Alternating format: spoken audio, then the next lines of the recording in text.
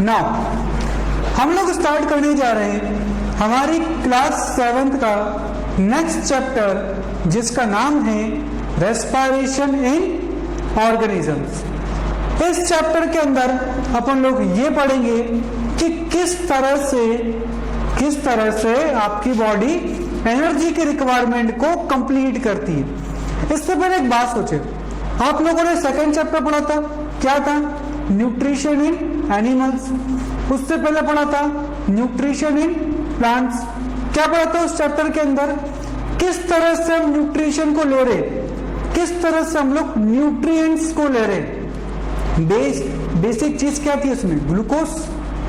आप लोग जो खाना खा रहे थे वो हर तरह से कन्वर्ट हो रहा था, और कन्वर्ट होके ग्लूकोज के फॉर्म में आपकी बॉडी में स्टोर हो रहा था। कहां पर स्टोर हुआ था? लिवर के अंदर, in the form of glycogen. क्या था वो? ग्लूकोज का ही तो फॉर्म था। तो एक बात सोचो, एक एग्जाम्पल समझते हम लोग। जैसे आपको आपकी गाड़ी चलानी, स्कूटी या जो भी व्हीकल आप चला रहे हैं उसको चलाना है, ठीक है, ड्राइव करना, राइड करना है। आपने भरवा दिया उसमें पेट्रोल, वो हो गया आपका खाना। हमने हमारी गाड़ी में पेट्रोल भरवा लिया, लेकिन पेट्रोल भरवाने का मतलब ये थोड़ी है कि आपकी गाड़ी अब चलने लग जाएगी।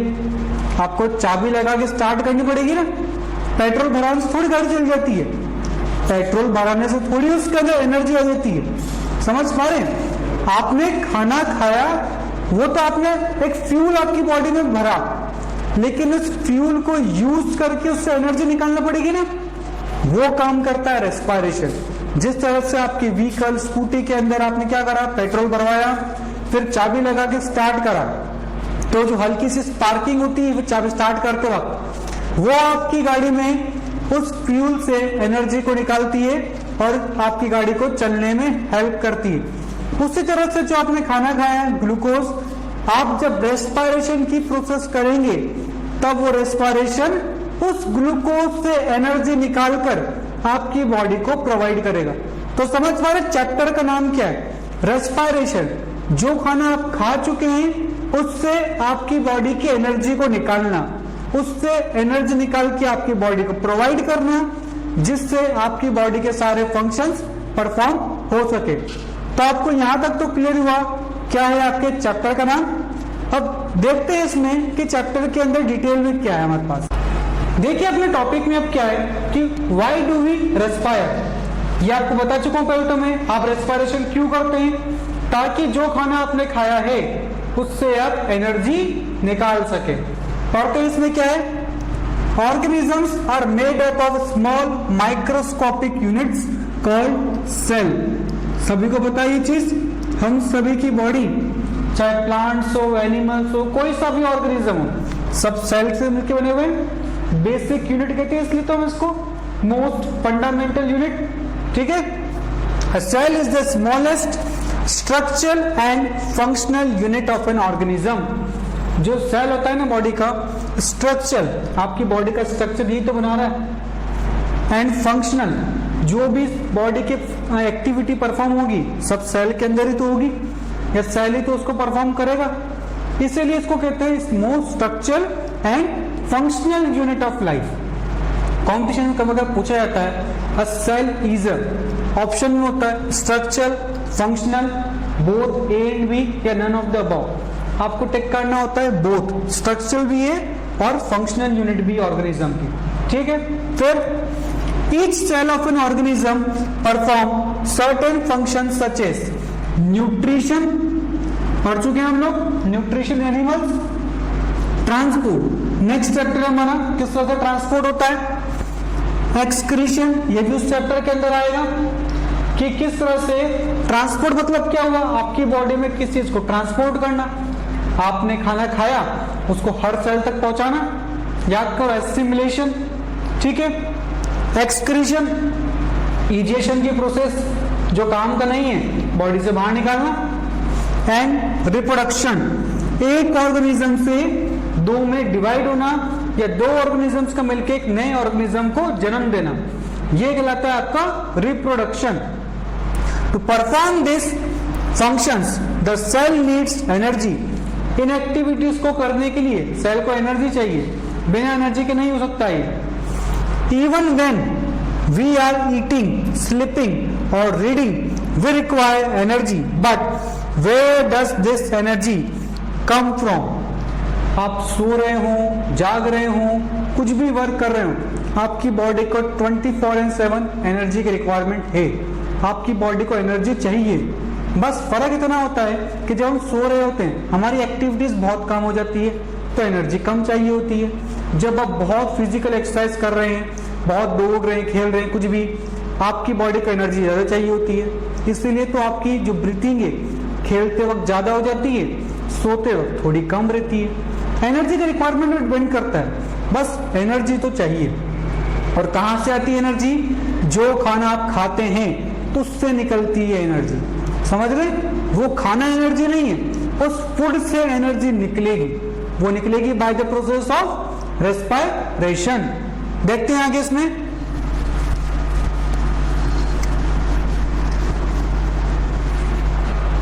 देखिए, the food has stored energy, उस फूड के अंदर स्टोर्ड एनर्जी है, which is released during respiration, जो रेस्पिरेशन के वक्त निकलती है।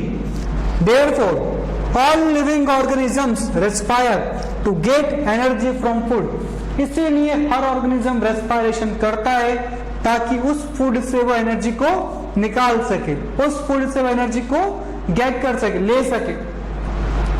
Breathing is the process during which we breathe in air and having oxygen and we breathe out air rich in carbon dioxide.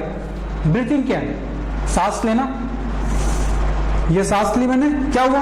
Oxygen body के अंदर, body से बाहर कौन? Carbon dioxide. इसको कहते हैं ब्रीथिंग। जब सांस अंदर लोगे तब ऑक्सीजन बॉडी के अंदर जाएगी, जब सांस छोड़ोगे तो जितनी भी बॉडी में कार्बन डाइऑक्साइड है सब यहां से निकल के बाहर जाएगी आपके नाक के द्वारा, नोज के द्वारा। लेकिन एक बात समझना, बहुत से लोग उसको गलत समझ लेते हैं कि ब्रीथिंग ही रेस्पिरेशन। नहीं, रेस्पिरेशन की एक प्रोसेस, रेस्पिरेशन जो है ना बहुत सारे स्टेप्स में बटा हुआ है, उस एक स्टेप का नाम है ब्रीथिंग। आपने जो ब्रीथिंग करी, जो सांस अंदर ली, वो तो लंग्स तक पहुंची ना। लंग्स थोड़ी एनर्जी निकालेगा, बॉडी में हर जगह सेल तक पहुंचेगी वो ऑक्सीजन, वहां से सेल उसको एनर्जी निकालेगा ना। तो ब्रीथिंग तो सिर्फ लंग्स तक हुई, तो ये क्या हुआ? एक स्टेप रेस्पिरेशन का। ब्रीथिंग और रेस्पिरेशन अलग अलग चीज है, इस बात को आप लोग ध्यान रखेंगे। ब्रीथिंग क्या हुआ?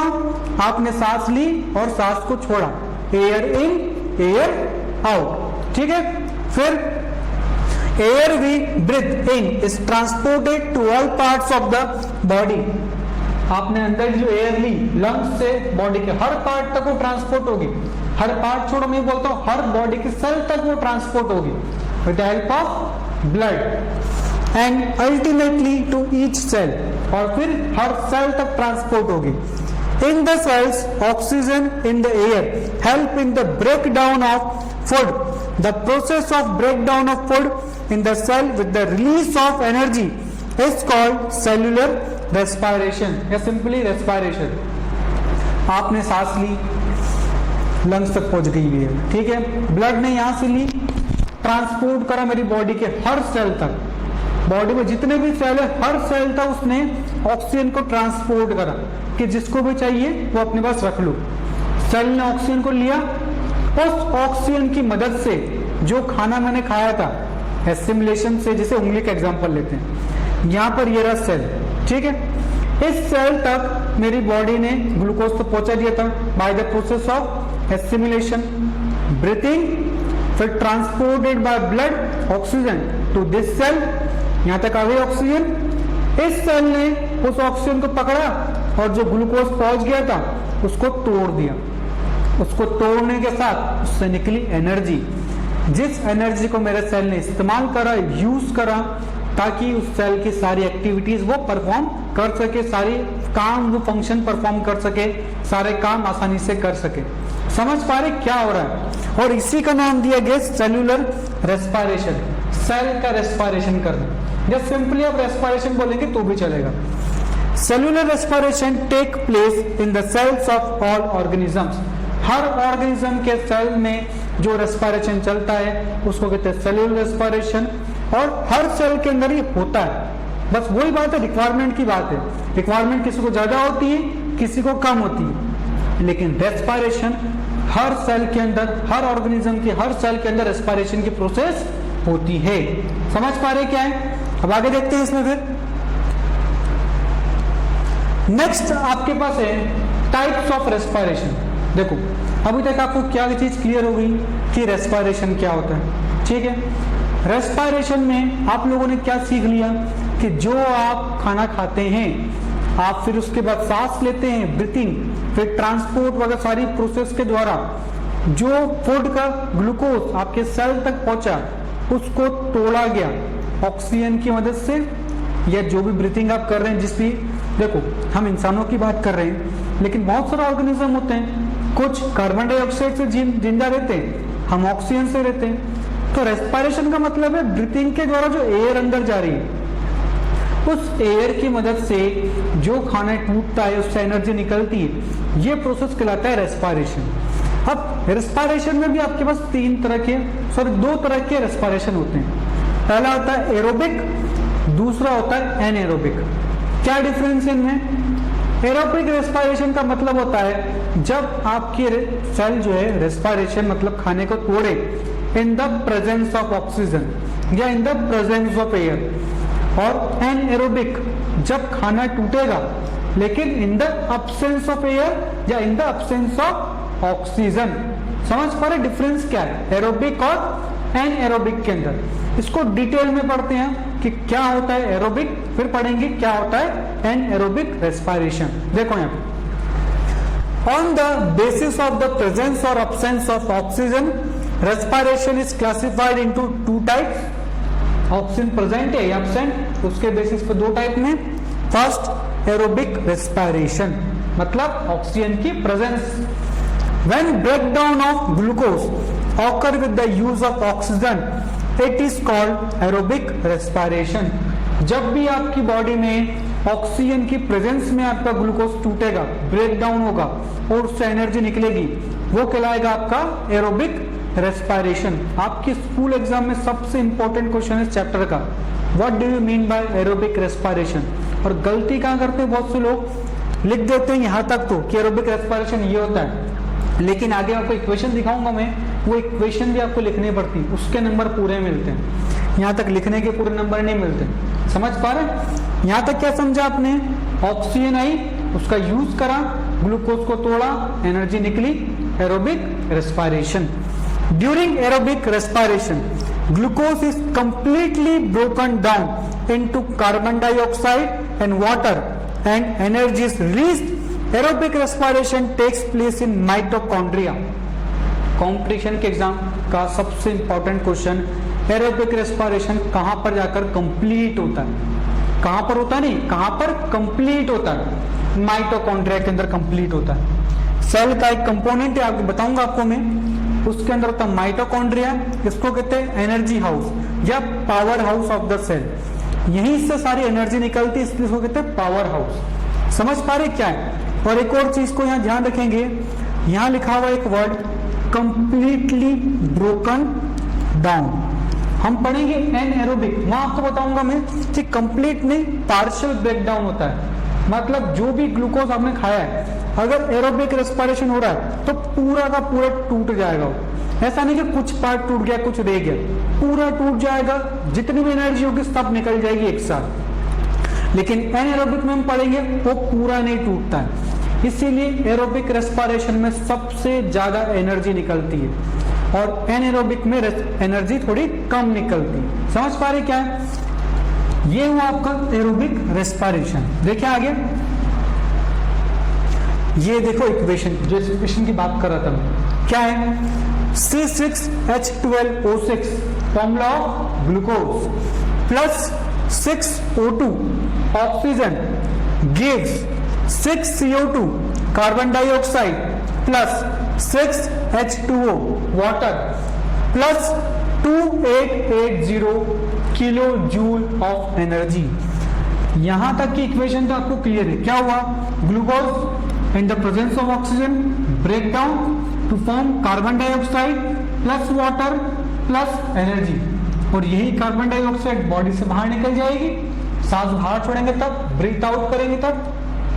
इसमें सीखने का क्या है, ये चीज 2880 एनर्जी। साथ में एक और चीज देखो यहाँ पे 880, ठीक, आगे लिखा हुआ है ये के मतलब होता है किलो और जे का मतलब है जूल। कॉम्पिटिशन में ये भी क्वेश्चन आता है कि एनर्जी की यूनिट क्या है। जैसा आप लोग समझते हैं एसआई यूनिट के बारे में, किसी लेंथ को नापना हो क्या है एसआई यूनिट, मीटर, टाइम को नापना हो क्या है सेकंड, और अगर आपको एनर्जी को नापना है तो उसकी एसआई यूनिट होती है जूल। ये उसी साइंटिस्ट के नाम पे जिसने इसको इन्वेंट करा था, जूल नाम के साइंटिस्ट ने दी थी इसकी यूनिट, इसलिए इसका नाम है जूल। और किलो लगा दिया मतलब एनर्जी कितने निकल रही, इधर देखो 880, ठीक, आगे 30 और है। इन 3 को कम करने के लिए या फिर एक साथ लिखने के लिए अपन ने किलो लिख दिया के, ठीक है, लेकिन इसका मतलब है कि आगे 30 और है। देखो इतनी एनर्जी निकलती है जब एक ग्लूकोज का मॉलिक्यूल टूटता है, जिससे हमारी बॉडी अपने रिक्वायरमेंट्स को कंप्लीट करती है। समझ पा रहे क्या है? इसमें एक और चीज ध्यान रखेंगे, क्या चीज, ये देखो आप लोगों ने पढ़ी थी इक्वेशन ऑफ फोटोसिंथेसिस। क्या थी equation of photosynthesis, 6CO2 plus 6H2O gives C6H12O6 plus 6O2, यही थी इक्वेशन। इस इक्वेशन को ध्यान से देखो, अगर मैं इस इक्वेशन को ऐसे पढ़ूं, अभी ऐसे ऐसे यू पढ़ रहे लेफ्ट टू राइट, अगर इसी इक्वेशन को मैं पढ़ूं right to left, 6CO2 plus 6H2O gives 6O2 plus C6H12O6। क्या मतलब हुआ इसका, मतलब फोटोसिंथेसिस की अपोजिट रिएक्शन है एरोबिक रेस्पिरेशन की। मतलब आपको फोटोसिंथेसिस की इक्वेशन याद है तो एरोबिक की याद करने की जरूरत नहीं है, उल्टी तो है। अगर यहां से इन ये दोनों कंबाइन हुए तो ये बनाएंगे, और ये दोनों कंबाइन हुए तो ये बनाएंगे। समझ में क्या बात है? बात रही एनर्जी की, तो वहां पर सनलाइट से एनर्जी मिलती थी, यहां पर उसी के टूटने से हमको एनर्जी मिल रही है अलग। तो बिल्कुल अपोजिट रिएक्शन है। बस कंसेप्ट समझ में आ गया तो बिल्कुल बहुत आसानी से आपको याद रहेगी। जूल का कंसेप्ट क्लियर है, 2880, ठीक है, किलो जूल। जूल क्या है, SI unit of energy. Equation of aerobic respiration, ये भी आपको लिखनी होती है आपके स्कूल एग्जाम में, तब इसका नंबर मिलते हैं। सिर्फ थ्योरी लिखने के नहीं, इक्वेशन लिखोगे तब पूरे नंबर मिलेंगे। समझ पा रहे? फिर aerobic respiration is seen in most of the organisms such as humans, dogs, cats, lions, elephants, cow, buffalo, goat, snake, earthworm, frog, fish, etc. अब यहाँ पर जितने भी आपको ऑर्गेनिज्म के नाम मालूम है सब तो आ गए। आपके मन में सवाल आएगा ना, तो एनएरोबिक कहाँ पे होगा? जब इन सब में एरोबिक हो रहा है तो एनएरोबिक रेस्पिरेशन होगा किसमें? तो मेरा आंसर होगा माइक्रो ऑर्गेनिजम्स के अंदर। क्या मतलब? बैक्टीरिया हो गया, वायरस हो गया, इनके अंदर होता है एनएरोबिक रेस्पिरेशन। इसलिए उनका एनर्जी की रिक्वायरमेंट भी कम होती है और उनकी एनर्जी भी इतनी होती है। समझ पा रहे? एनएरोबिक से कम क्यों निकल रही है? और एरोबिक का कंसेप्ट आपको क्लियर पूरा समझ पा रहे क्या है? यहां तक एक बार उसको नोट करो पहले।